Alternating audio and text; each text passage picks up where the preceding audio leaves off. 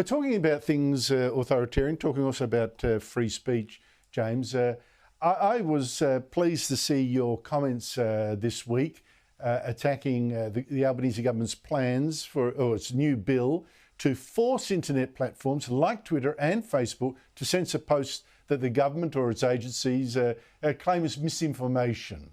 Now, I was wondering when I read that why the Liberals hadn't actually said much until very recently about this outrageous idea. But then I found, wait a minute, it was actually the Morrison government's idea in the first place. How could the Liberals have backed an attack like this on free speech? Well, Andrew, disinformation is a serious problem. There are authoritarian states right now who are trying to weaponise social media platforms against liberal democracies like Australia by dividing us internally, by pumping our political systems full of disinformation. They use it on Western headquartered social media platforms like Twitter and Facebook, but also authoritarian headquartered social media platforms like TikTok and WeChat. And we do have to deal with that problem. But my view is that censorship is not the way to deal with this problem. Transparency is the way to deal with this problem.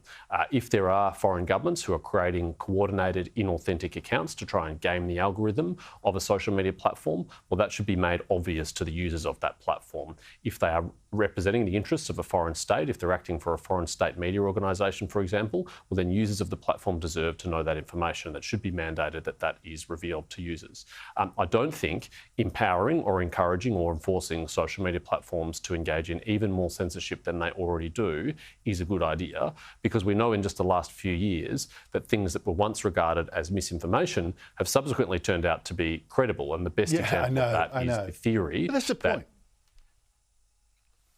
Yeah, well, that's the point, James. So again and again, you have to insist that the best weapon against bad speech is more speech, not censorship. Because, as you say, the definition of misinformation can be manipulated by government and can actually be flat out wrong. James Paterson, thank you so much indeed for your time. Really appreciate it.